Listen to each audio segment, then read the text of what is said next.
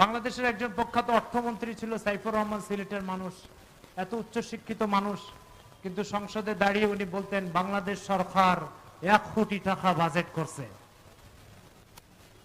তো সংসদে দাঁড়িয়ে উনি সিলেটি ভাষায় কথা বলতেন।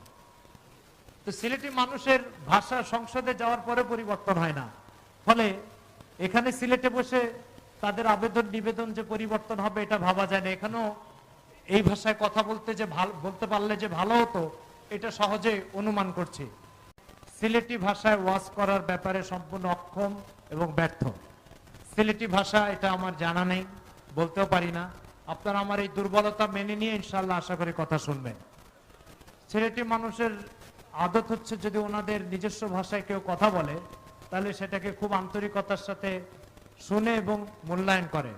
তো আশা করি ভাষার এই দূরত্ব থাকা সত্ত্বেও আপনারা আমার এই কথাগুলোকে দ্বীনের মহব্বতে শুনবেন এবং গ্রহণ করবেন ইনশাআল্লাহ।